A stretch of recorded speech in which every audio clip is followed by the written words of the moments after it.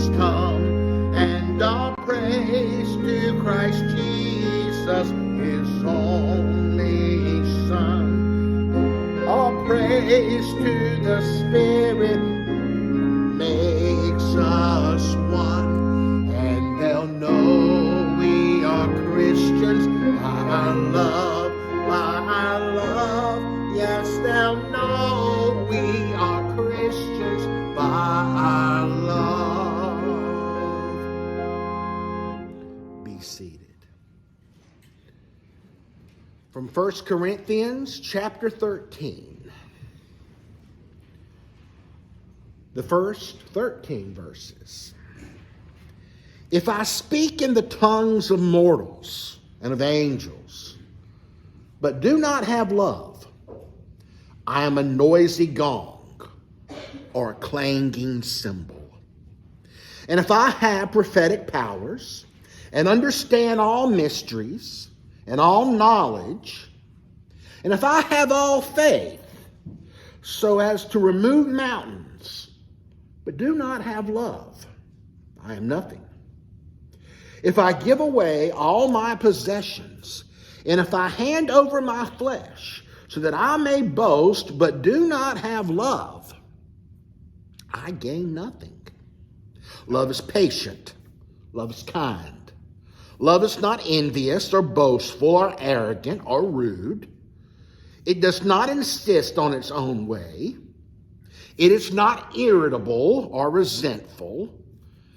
It does not rejoice in wrongdoing, but rejoices in the truth. It bears all things, believes all things, hopes all things, endures all things. Love never ends. But as for prophecies, they will come to an end. As for tongues, they will cease. As for knowledge, it will come to an end. For we know only in part, and we prophesy only in part. But when the complete comes, the partial will come to an end. When I was a child, I spoke like a child. I thought like a child. I reasoned like a child. When I became an adult, I put an end to childish ways. For now we see in a mirror dimly, but then we shall see face to face. Now I know only in part, then I will know fully, even as I have been fully known. And now faith, hope, and love abide, these three. And the greatest of these is love. This is the word of God for us, the people of God. Thanks be to God. Well, tomorrow is Valentine's Day, so I will begin with my favorite story about love. It's my favorite story, so I've told it a couple of times. Seems there was this couple, they had been married for a long time. Oh, they had been married 60 years. It had been a very pleasant 60 years for her. Him, on the other hand, he had endured it. He died. So as he goes up to heaven, he sees Peter standing at the pearly gates. And Peter says, "Welcome, but before I can let you in, you've got to spell a word for me." The man said, "Oh, goodness, I'm not a good speller." Peter said, "You got this? It's an easy word. Spell love." And the man said, "Oh, I can do that. L-O-V-E. St. Peter said, "Come on in. Welcome to heaven." And St. Peter said, "Well, now that you know how we run things around here, I've got to go take care of some things, but I'm going to put you in charge of this gate right here. Anyone comes, you know what to do. They got to spell love, and if they spell it right, they get to come in." Well, as it does happen sometimes, pretty soon he sees his wife standing before him. You know, sometimes when a couple's been married a long time and one of them passes away, the other goes pretty quick. He's very surprised to see her, and she's even more surprised to see him. He says, "Welcome to heaven." Before I can let you in, though, you've got to spell a word. She said, oh, no. You know, you've lived with me 60 years. You know I'm not a good speller at all. He said, don't worry, you got this. This is an easy one. And he looks at her, and all of a sudden this big grin comes over his face. And he says, I need you to spell the word. He pauses. And then he looks at her, grinning ear to ear. Spell Czechoslovakia.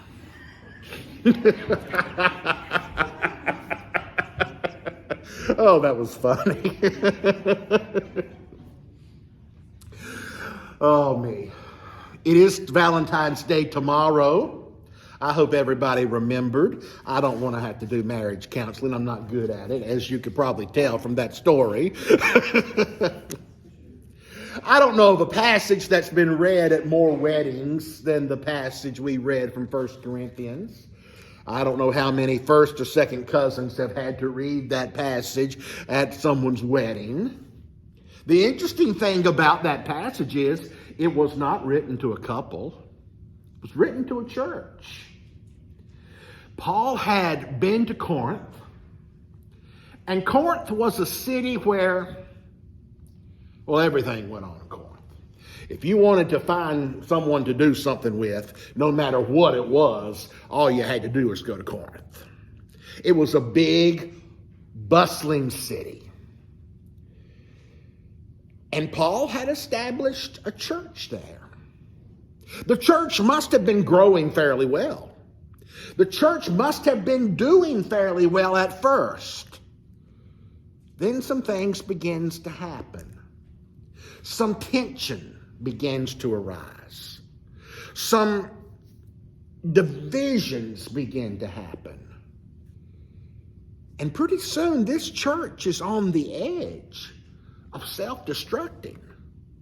Pretty soon this church is in danger. And as Paul is writing this letter, he fills this letter with all kinds of great information that they need. In chapter 12, the chapter right before the text I read, he has talked to them about spiritual gifts. Chapter 14, he's going to go back to spiritual gifts. Chapter 15, he's going to talk about the resurrection. Chocked full of great theological discourses. Paul sandwiches in between all of them this passage that we had read. And Paul does something very dangerous in this passage. Paul dares to call something the greatest. If you really want to rile people up, all you've got to do is call something the greatest. Talk show hosts know how to really get under people's skin. All they've got to do is call one particular athlete the greatest. The greatest quarterback. That'll get the phone lines ringing. The greatest race car driver. The greatest politician. The greatest movie. The greatest song. That's all they've got to do, and everybody is calling to tell them why they are wrong. But in this passage, Paul, he dares to call love the greatest. Now, it's odd that he would write to the Corinthians about love, because if anybody knew about love, it was the Corinthians. Corinth was located in Greece. So they spoke, anybody? Greek, that's right. And did you know there are 4 different words in Greek for love? 4 different words. They have a love for your brother and your sister, a love for God, a love for an object, and a love for a romantic type of a love. In Corinth, they had a temple dedicated to the goddess of love. They knew about love. So why would Paul write to them about love? And why would Paul dare to say that love is the greatest? Well, now there are scholars who say that the reason Paul says love is the greatest Christian attribute is because love is eternal. He says faith, hope, and love. Well, we have faith, but one day faith will become sight. We have hope, but one day hope will be realized. But love will endure. Love will never end. Love is eternal. So some scholars say they believe that is why Paul would dare to call love the greatest Christian attribute. They got a point. I don't think they're wrong. But I think there was something else in Paul's mind, and I think there was some other reason that Paul dares to write to these people the words, love is the greatest. And that was this. Paul believed with all of his heart that the only way to build strong relationships was love. And Paul believed with all of his heart the only way to rebuild broken relationships was love. And Paul knows if there's anything the church at Corinth needs, it wasn't zeal, they had it. It wasn't spiritual gifts, they had them. It wasn't ability, they had them. The one thing they did not have, though, and the one thing that would heal that church was love. So he takes a whole chapter in 1 Corinthians and devotes it to love.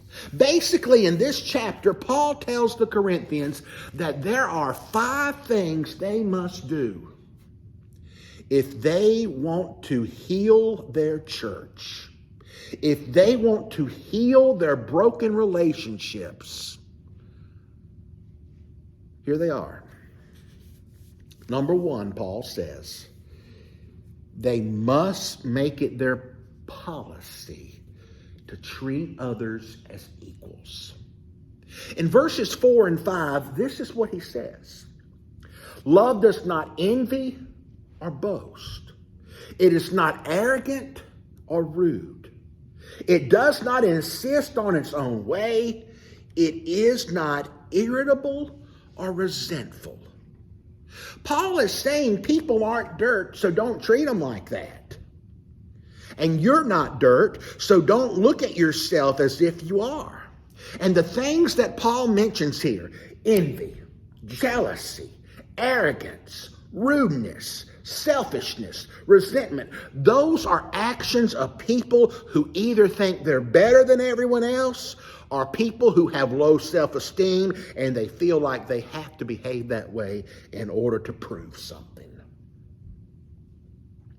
But when you're among equals, you don't feel the need to boast. When you're among equals, you don't feel the need to insult. Among equals, you do not feel the need to tear others down or to artificially inflate your own sense of self-worth. Among equals, the relationship is one of give and take, of mutual respect. Now, if the other person doesn't respect you, well, there's nothing you can do about that. Except you can treat them as your equal and respond to them as your equal anyway. That's the attitude that creates loving, healthy relationships. And that attitude lets that person know this relationship is built on level ground, and it always will be. The second thing Paul tells them they must do if they want to heal their broken relationships is they must bend without breaking. Paul says in verse 4 that love is patient, and love is kind. You don't abandon someone the minute that they fall down. You don't blast them with hostility when they make a mistake. When you're in a relationship with someone else, friendship, family, marriage, ministry, you'll need to come to grips with the fact that you're going to have to forgive people more than once. Sometimes you'll have to go the extra mile for them. Sometimes you may have to go a few miles for them. Those areas that they need to improve may not improve with a snap of a finger. And they are going to require patience and kindness. And don't kid yourself, you're going to need their patience. And you're going to need their kindness too, because guess what? Just as they have things in their life that they need to work on, and they have these little things that they do that irritate you to death, guess what? You have some things that irritate other people too.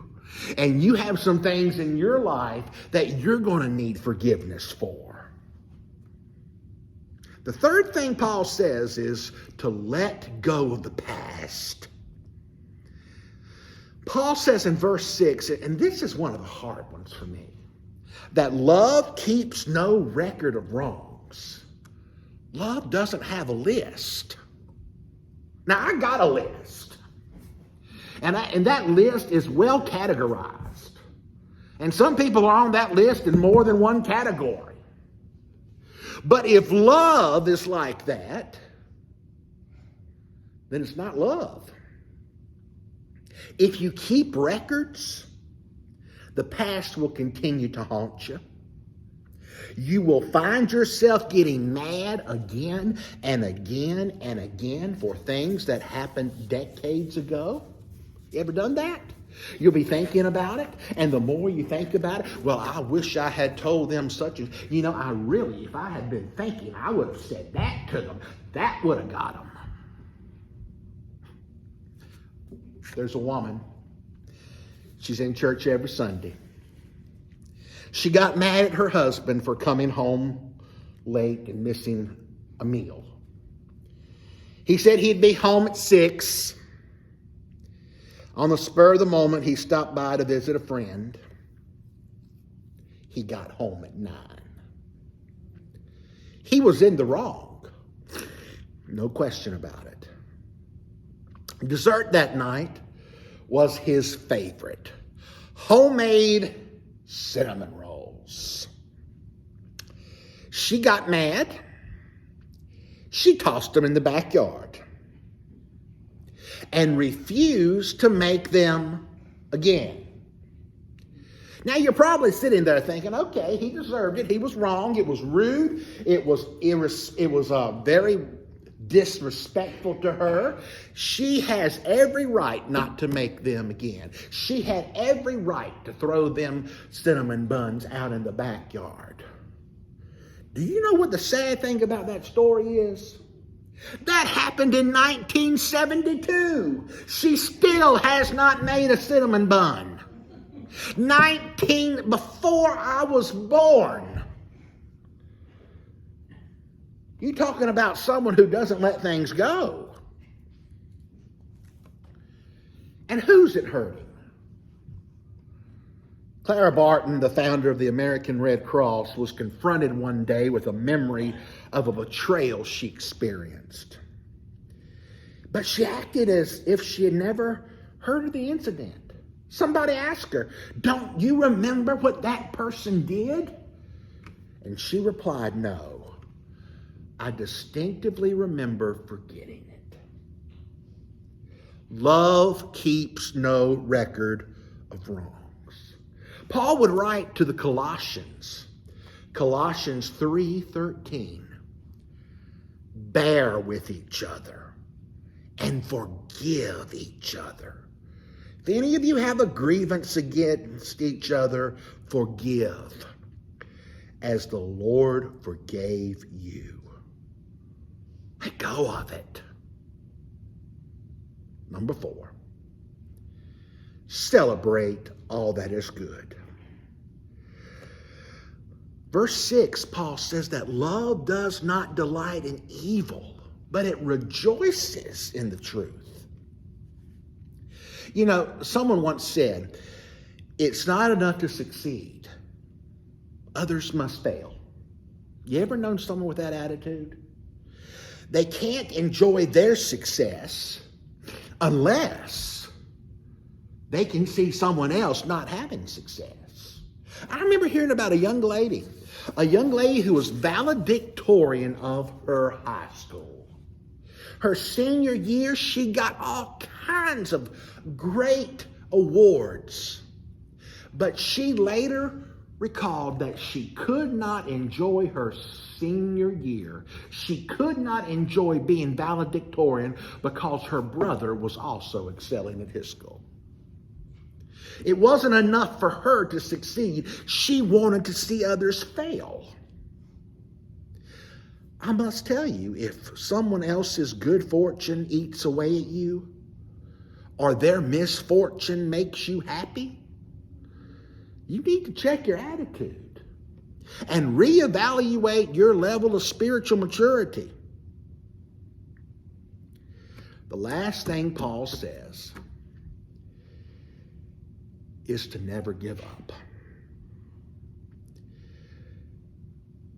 Paul says in verse 7 that love bears all things, believes all things, hopes all things, endures all things, and then in verse 8, love never fails. Love never quits. And here's the thing we must understand.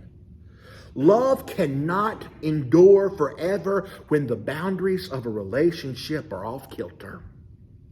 If you're constantly setting yourself on fire to keep others warm, or you're demanding that they set themselves on fire to keep you warm, eventually that relationship is going to burn out.